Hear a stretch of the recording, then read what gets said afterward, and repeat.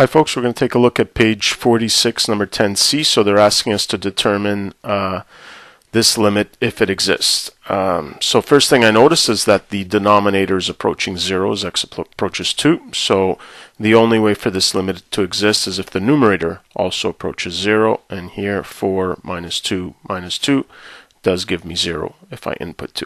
Okay, so I have an indeterminate form, so that means there is a possibility that this limit is going to exist, but it contains this absolute value term in the denominator. So anytime you're working with an absolute value term, makes a lot more sense to write this as a piecewise function. So I'm going to let this whole expression be called f at x, so I can work with it on the side, and I'm going to define f at x now as a piecewise function.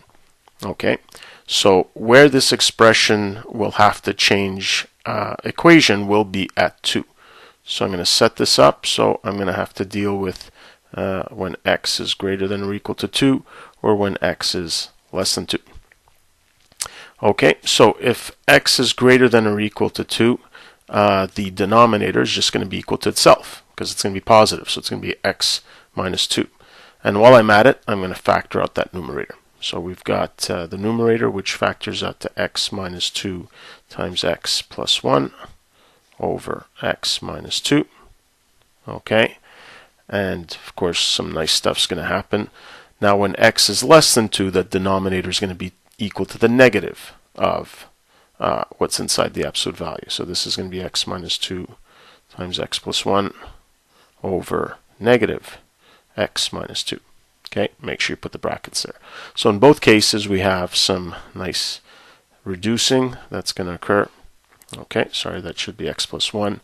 And so now we can write f at x as equal to x plus 1.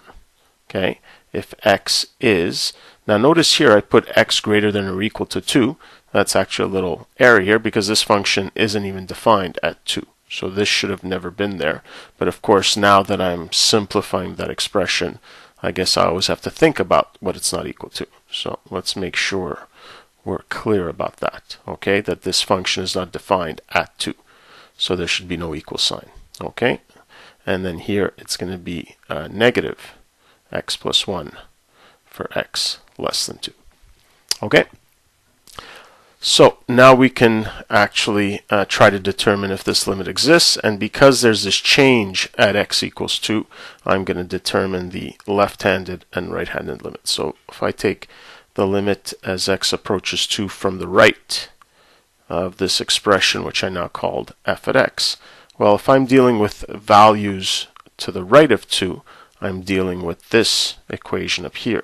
So I'm taking the limit as x approaches 2 from the right of x plus 1. Okay, and that's just equal to, well, no issues here, so 2 plus 1 is 3.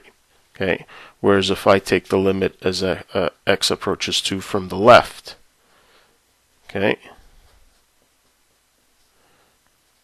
now I'm dealing with this expression here, because that's how this function is defined for x is less than 2. So negative x plus 1, and that is equal to negative 3. Okay, so since the limit as x approaches 2 from the right is not equal to the limit as x approaches 2 from the left, okay, we know that the limit does not exist.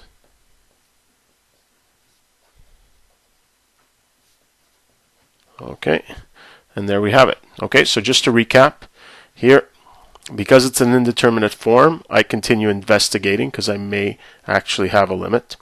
Okay, since I've got my absolute value term, I rewrite the function as a piecewise function, and then I look at the limit from the left and right at the point in which I'm interested in, which is 2. And here in this case, we found that it wasn't approaching the same number from left and right, hence the limit did not exist. Okay, that's it for this one.